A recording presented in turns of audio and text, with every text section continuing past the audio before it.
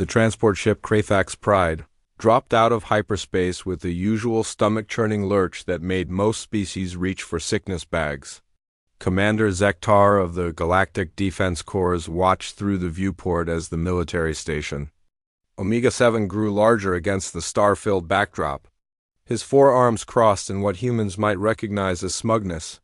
"Another backwater assignment," he rumbled to his second-in-command. Lieutenant Voss, the reptilian officer's scales clicked together in agreement. "At least this time we won't have to babysit some primitive species learning to use plasma rifles." Zektar had commanded elite galactic defense units for over 20 standard years. His victories against the Sindarin rebels had earned him respect across 7 star systems. His soldiers were the best-trained, best-equipped warriors in this sector. They'd seen action on worlds where the gravity could crush most species, in void battles where one mistake meant instant death, and in urban warfare that lasted for months. The docking clamps engaged with a metallic clang that echoed through the ship. Zektar's troops began gathering their gear, advanced plasma weaponry, personal shield generators, and tactical equipment that represented the pinnacle of galactic military technology. Each soldier was worth 10 regular infantry. They knew it, and more importantly, everyone else knew it too.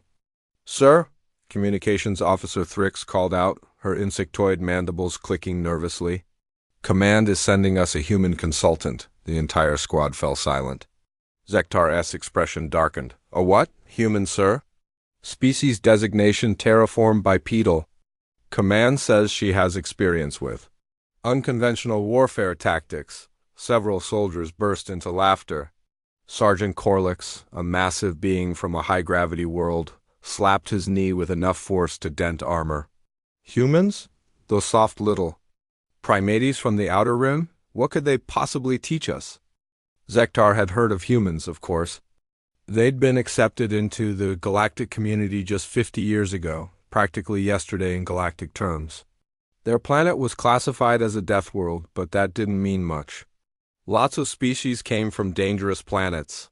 What mattered was proven military capability, and humans had almost none.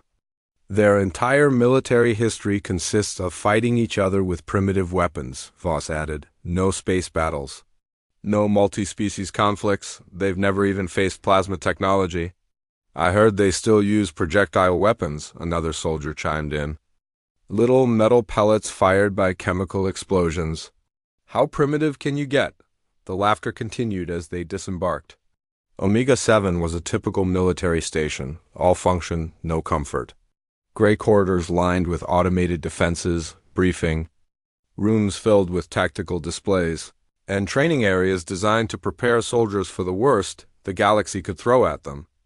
Zektar found the briefing room and activated the holographic display. Their mission was straightforward: eliminate a group of raiders who had been attacking commercial shipping lanes. The raiders used fast ships and hit-and-run tactics. Nothing his elite unit couldn't handle. The door chimed, and Zektar looked up expecting to see a station officer.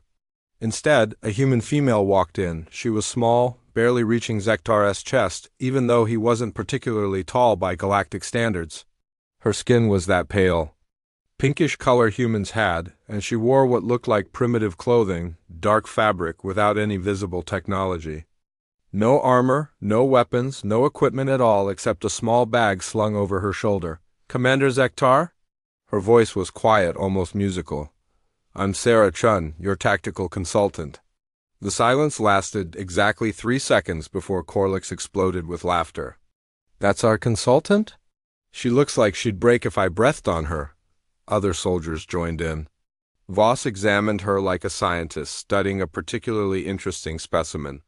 "Where's your equipment, human? Your weapons? Your armor?" Sarah looked around the room calmly. "I don't need armor." This brought fresh waves of laughter. "Doesn't need armor?" Corlix repeated, wiping tears from his eyes. "Oh, this is rich. What are you going to do? Throw rocks at the raiders?" "If necessary," Sarah replied seriously, which only made them laugh harder. Zektar held up a hand for quiet. He felt almost bad for the small creature. Someone in command had clearly made a mistake, but he'd follow orders. "Miss Chun, perhaps you could explain your qualifications?" I spent 8 years with the United Earth Marine Corps specializing in reconnaissance and asymmetric warfare. I've trained in 15 different combat systems and speak 7 galactic languages. Before that, I grew up hunting in the Rocky Mountains. Hunting? Voss looked confused. What did you hunt? Whatever needed hunting. Deer for food. Mountain lions when they threatened livestock. Bears when they got too close to towns. The soldiers exchanged glances. They had no idea what these creatures were, but the way she said it suggested they were dangerous. Still, how dangerous could animals on a primitive planet be? And this qualifies you to advise galactic soldiers? Zektar asked. Earth is a death world, Commander. Everything there is designed to kill you. The weather, the animals, the plants, the bacteria. Humans don't survive by being the strongest or the fastest. We survive by being smarter, more adaptable, and more persistent than anything else on the planet. Corlix stood up, towering over Sarah. Little human, I could snap you in half without effort. My homeworld has gravity 3 times what yours does. I've fought in battles that would liquefy your bones. What could you possibly teach me? Sarah looked up at him without flinching. I could teach you how to be quiet. What? Right now, I can hear your breathing from across the room. Your footsteps sound like a landslide. When you move, your equipment rattles like a percussion instrument. Any raider with basic audio equipment could track you from a kilometer away. The big soldier's expression darkened. Are you insulting my combat skills? I'm stating facts. Your species evolved for strength and direct confrontation. Mine evolved for persistence, hunting, and stealth. We're different tools for different jobs. Zektar decided to test her. All right, Miss Chun, the raiders we're hunting use fast ships and surprise attacks. How would you suggest we handle them? Sarah walked to the holographic display and studied the tactical information. Shipping lane maps, attack patterns, raider ship specifications. She moved icons around, examining approach vectors and timing patterns. They're not random, she said finally. Look at the attack intervals. Every raid happens exactly 47 hours and 18 minutes after the previous one. They're using a predictable schedule. Voss frowned and checked the data. You're right. How did you spot that so quickly? Pattern recognition. Humans are very good at finding patterns, especially hunting patterns. These raiders think they're being unpredictable, but they're following a rhythm. Probably based on their ship's operational cycle or crew rest periods, she continued manipulating the display. They always attack lone freighters, never convoys. They prefer ships carrying high-value, low-mass cargo, and they always retreat toward this nebula cluster. Zektar studied the patterns she was highlighting. In 15 minutes, she'd identified tactical elements his team had missed in 3 days of analysis. The question, Sarah continued, is whether you want to fight them ship to ship in space, where they have all the advantages, or make them come to you on ground of your choosing. Ground of our choosing? Corlix scoffed. They're pirates in space. There is no ground. Sarah smiled, and something about that expression made Zektar suddenly uncomfortable. There's always ground, Sergeant. You just have to know how to create it. She pulled up shipping schedules and route maps. Tomorrow, according to their pattern, they'll hit a luxury passenger liner carrying Alterian silk and rare metals. Valuable cargo, minimal defenses, perfect target. So we wait for them to attack and respond? Voss asked. No, we replace the cargo ship. The room fell quiet. Replace it with what? Zektar asked slowly. With us, we take a military transport, disguise it as a merchant vessel, and put it exactly where they expect their next target to be. When they move to attack, they'll find themselves trying to board a ship full of soldiers instead of civilians. It was a simple plan, almost elegant. That might actually work, Zektar admitted grudgingly. It will work, Sarah said with quiet confidence, because they're thinking like space pirates. Fast, aggressive, overwhelming force against weak targets. They won't expect the weak target to turn into a trap. Corlix wasn't convinced. Even if we fool them into boarding, then what? It becomes a boarding action. Close quarters combat in ship corridors. My people excel at that kind of fighting. Sarah's smile grew wider. Sergeant, has your species ever fought humans in close quarters? Of course not. Why would we need to? Because we're very, very good at it. On Earth, we had thousands of years to perfect the art of killing things bigger and stronger than us in confined spaces. Caves, trenches, buildings, sewers, anywhere you can't use raw strength effectively. The human walked to the tactical display one more time and called up ship schematics. A raider boarding party will expect to face civilians or maybe a few poorly trained security guards. Instead, they'll find themselves trapped in a metal box with people who've spent generations learning how to win fights they should lose. Zektar found himself genuinely curious. What makes human close-quarters combat so effective? The second raider boarding party came aboard 30 minutes later, and this time they were ready for trouble. 12 elite mercenaries in full combat armor, carrying heavy weapons and moving with professional caution. Captain Vextar, the raid leader, had been attacking merchant ships for 8 years without a single failed operation. When his first boarding party stopped responding, he'd assumed they'd run into unexpected security. It happened sometimes. The smart move was to send in specialists. What he found instead was a nightmare. The corridor where his first team should have been was empty except for scattered equipment and strange metal objects on the floor. The lighting was dim, and shadows seemed to move in ways that made his eyes hurt. Spread out, he ordered his team. Standard sweep pattern. Watch for ambush points. They moved forward carefully, weapons ready, checking corners and doorways. These weren't common pirates. They were military veterans, trained for exactly this kind of operation. The first sign something was wrong came from Trooper Cal, scanning the left corridor branch. Captain, I'm reading life signs, but I can't get a visual on any. His transmission cut off. Kel, report. Silence. Kel! Captain Vextar moved to investigate and found his trooper unconscious on the floor, his weapon missing. There were no signs of struggle, no blast marks, no indication of what had happened. Formation Alpha, Vextar ordered. Someone's picking us off. His remaining troops closed ranks, forming a defensive circle. It was standard anti-ambush procedure, designed to prevent enemies from attacking isolated individuals. Motion detector shows one small target, Sergeant Rax reported. Moving through the ventilation system, one target? Vextar couldn't believe it. A single defender took out my entire first team? Impossible. Rax's sentence ended in a grunt of pain. He collapsed, his motion detector sparking from what looked like water damage, but there was no water in the corridor. Conductive gel, a female voice called from somewhere in the shadows. Humans use it to disable electronics. We call it non-lethal warfare, though I suppose that depends on your point of view. Vextar spun toward the voice, but there was nothing there except empty corridor. Show yourself. Why would I do that? I'm not trying to prove how brave I am. I'm trying to stop you from hurting innocent people. Another trooper went down, this time from what appeared to be a small projectile to the neck. He wasn't dead, but he was unconscious and would stay that way for hours. What kind of weapon is that? Vextar demanded. Tranquilizer dart.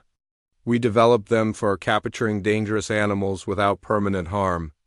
Turns out they work just as well on dangerous people? Vextar was beginning to panic. His elite boarding party was being systematically disabled by an enemy he couldn't even see, using weapons he'd never encountered. Worse, whoever was doing this seemed to be toying with them. You can't hide forever, he shouted. I'm not hiding, the voice replied. I'm hunting. The word sent a chill down Vextar's spine. In his language there was a distinction between fighting and hunting. Fighting was what soldiers did to other soldiers. Hunting was what predators did to prey. You want to see me? The voice continued. Fine. A small figure dropped from a ceiling vent directly into the middle of his formation. It was a human female, exactly as his intelligence reports had described. Small, lightly built, wearing simple clothes with no visible armor or weapons. She landed silently, rolled to her feet, and stood facing his remaining 8 soldiers. There, she said calmly. Now you can see me. For a moment nobody moved.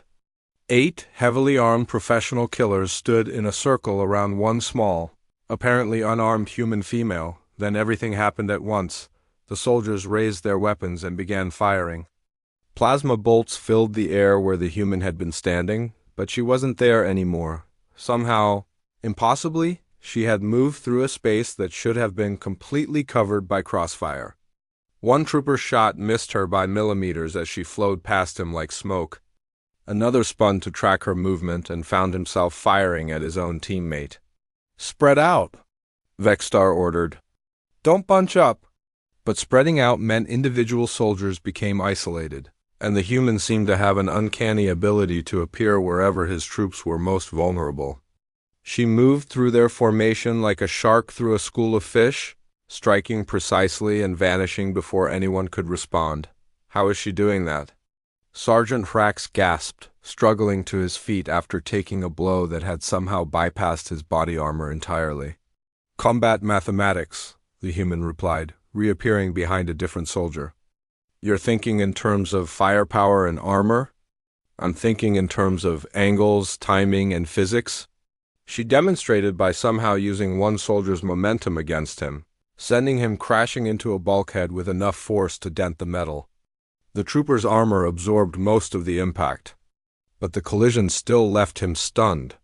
"Every action has an equal and opposite reaction," she continued, dodging a vibroblade swing and redirecting the attacker's arm so he struck a wall instead of his target. Basic physics.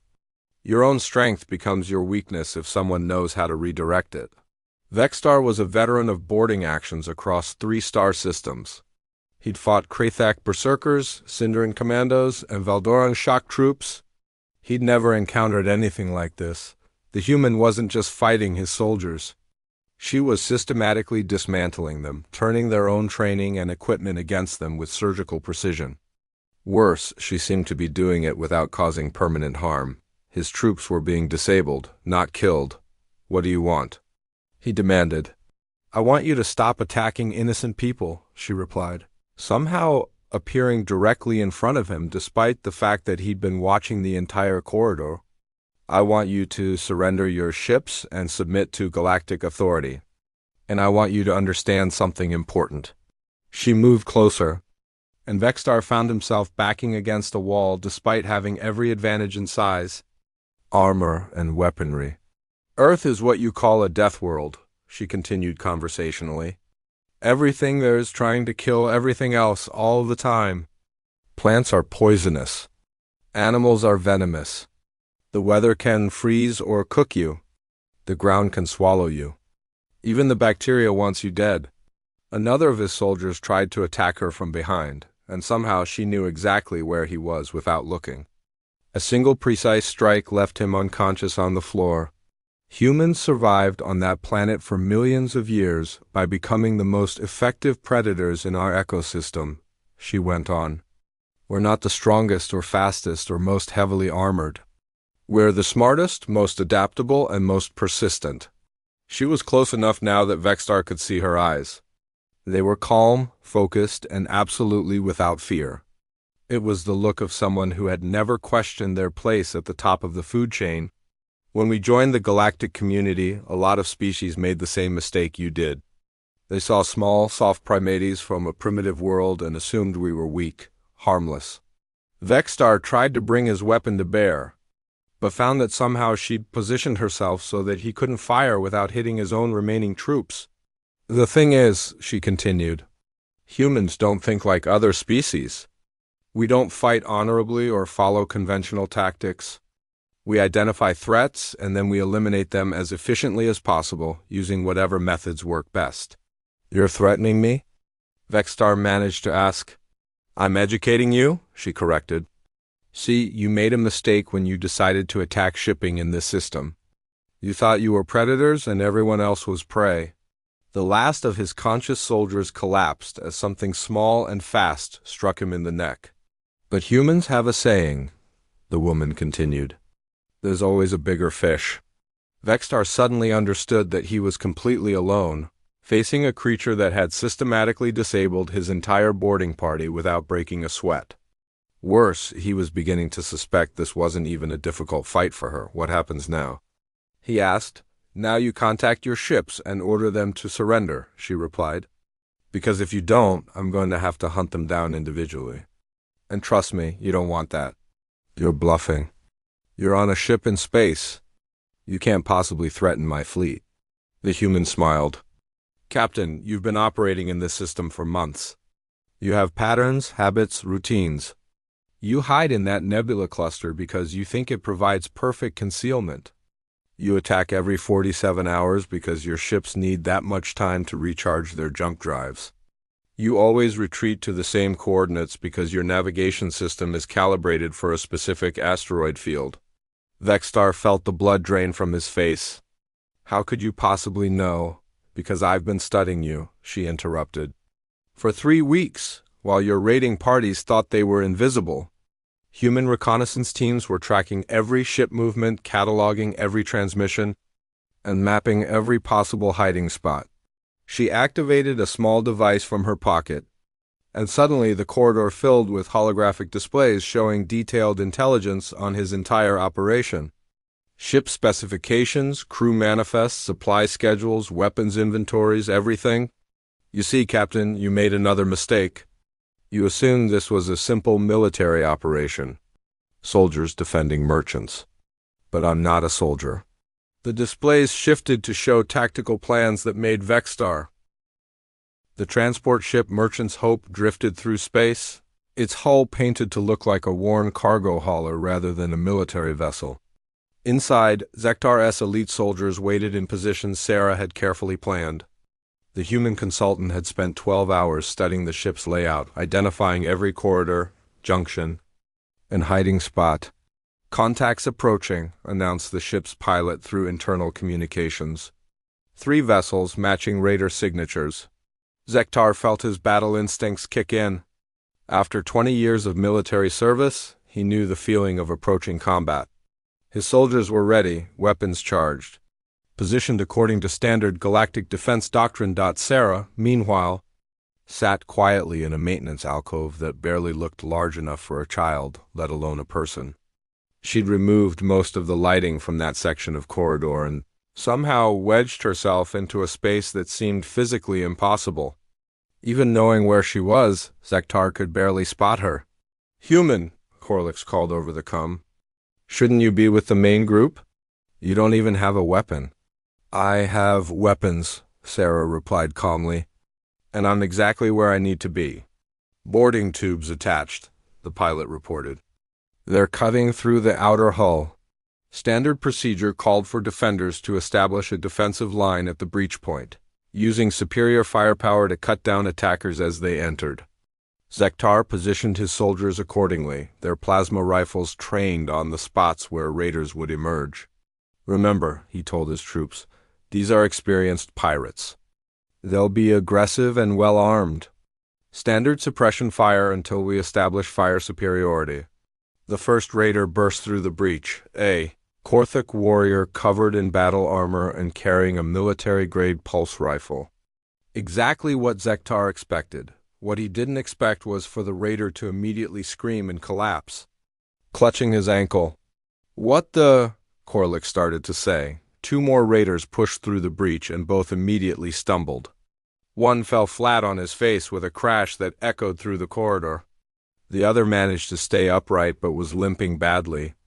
Caltrops, Sarah's voice came through the comm, sounding almost amused. 4 pointed metal spikes scattered on the floor. Step on one, and it goes right through most boot solace. Ancient human defensive technique.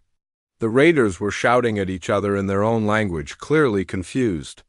They'd expected to storm aboard a civilian vessel and instead found themselves immediately wounded by weapons they'd never encountered. But that's... Voss paused, thinking. That's such a simple trap. The best traps usually are, Sarah replied. Effective doesn't have to be complicated. More raiders poured through the breach, but now they were moving cautiously, watching the floor.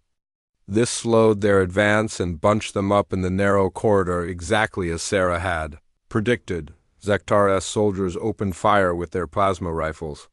and the confined space filled with deadly energy beams.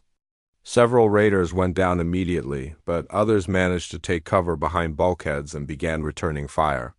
"Standard engagement pattern," Zektar called out. "Advance by squads, maintain fire superiority." But as his first squad moved forward, something unexpected happened. The overhead lights suddenly went out, plunging the corridor into darkness. Emergency lighting kicked in a moment later, but the brief confusion was enough for the raiders to advance their position. "They cut the power lines," Corlix growled. "Smart." "No," Sarah's voice corrected him. "I cut the power lines. On purpose." Before anyone could ask what she meant, the human consultant moved in the dim emergency lighting. Sarah seemed to flow from her hiding spot like liquid shadow. She was completely silent, and in the chaos of the firefight, none of the raiders noticed her approach. The first raider she reached was a large, Bruthan mercenary focused on shooting at Zektar's soldiers. Sarah appeared behind him and did something that happened too quickly for the galactic soldiers to follow. The raider simply collapsed. "What did you do?" Voss demanded over the cum. "Sleeper hold," Sarah replied, already moving to her next target. "Cut off blood flow to the brain for about 6 seconds. He'll wake up in a few minutes with a headache." A second raider turned just in time to see Sarah approaching. He was twice her size and heavily armed, but somehow she got inside his reach before he could bring his weapon to bear. There was a brief, violent struggle, and then the raider was on the ground, his weapon skittering across the floor. "Pressure point on the neck," Sarah explained clinically. "Temporary paralysis. He'll recover in about 10 minutes. Zektar watched in amazement as the small human systematically disabled raiders who should have been able to crush her without effort. She moved through the chaos of battle like a ghost, appearing where enemies least expected her and disappearing before they could respond. "How is she doing that?" Corlix asked, genuine puzzlement in his voice. "She's using the environment," Voss observed. "The raiders are focused on us, so they're not watching for threats from other directions." A raider spotted Sarah and turned to attack her directly. He was a professional killer, experienced in boarding actions, and he had every physical advantage. But when he swung his weapon at her, she simply wasn't there anymore. Somehow she'd moved to his left side, and her hand struck him in a spot that made his entire arm go numb. "Neural cluster disruption," Sarah noted. Humans spent thousands of years learning exactly where to hit other humans to disable them quickly. Turns out most humanoid species have similar vulnerable points. The raider tried to adjust, but Sarah was already behind him, and he collapsed unconscious. "Carotid artery pressure," she added helpfully. The remaining raiders were beginning to panic. They'd come aboard expecting to face frightened civilians or poorly trained security guards. Instead, they found heavily armed galactic soldiers supported by some kind of invisible demon that disabled their comrades without making a sound. "Fall back," their leader shouted. "Regroup at the breach point." But as they tried to retreat, they discovered Sarah had been busy while they were focused on the main firefight. Tripwires stretched across the corridor at ankle height, nearly invisible in the dim lighting. Several raiders went down in tangled heaps. "Monofilament line from the ship's maintenance supplies," Sarah explained. "Another ancient technique. Humans have been tripping up enemies since we figured out how to weave plant fibers." The raider leader, a scarred veteran of dozens of boarding actions, finally spotted Sarah in the shadows. He raised his plasma rifle and fired directly at her. Sarah moved. It wasn't a dodge, exactly. She seemed to shift sideways in a way that defied physics, and the plasma bolt passed through empty air where she'd been standing a microsecond earlier. "Combat reflexes," she said, reappearing behind a bulkhead. "Humans developed very fast reaction times. When everything on your planet wants to eat you, you learn to move quickly." The raider fired again. Again, Sarah wasn't where the bolt went. She was already moving, flowing through the corridor like water, using every piece of cover and every shadow. "Impossible," the raider leader muttered. "Nothing moves that fast." "I'm not moving fast," Sarah called back. "I'm moving efficiently and predictably. You're aiming where I am, not where I'm going to be." To demonstrate, she deliberately stepped into the open. The raider fired immediately, and Sarah was already diving behind cover before his finger finished pulling the trigger. Humans call it reading the room. She continued conversationally while the raider tried to track her movement. We're very good at predicting what other people are going to do based on body language, eye movement, and behavioral patterns. The raider leader was getting frustrated. He began firing rapidly, trying to cover multiple possible hiding spots. But plasma rifles had limited charge capacity, and Sarah seemed content to let him waste ammunition. "You're thinking like a soldier," she told him. "Overwhelming firepower, direct assault, control through superior force. I'm thinking like a hunter.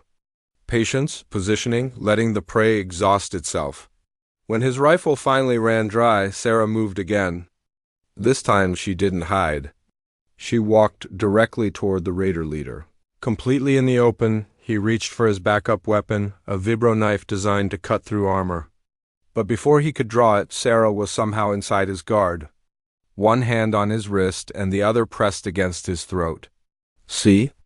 The thing about being a predator species," she said quietly, looking up at the much larger alien, "is that we're really good at killing things that are bigger than us."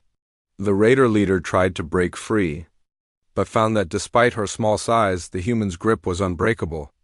Worse, she seemed to know exactly how to position herself so that his greater strength worked against him rather than for him. "Leverage," Sarah explained as if she were teaching a class. "Basic physics. Give me the right fulcrum point and I can move worlds. Or in this case, redirect your own force back at you." The raider leader collapsed. Unconscious, Zektar and his soldiers emerged from their positions to find the corridor filled with defeated raiders. Not dead, Sarah had been very careful about that, but completely incapacitated. 17 enemy combatants, Voss reported, checking each fallen raider. All alive, all disabled, all captured intact for interrogation. Corlix walked over to examine one of the unconscious raiders. "I've never seen anything like this." She took down Trained Key,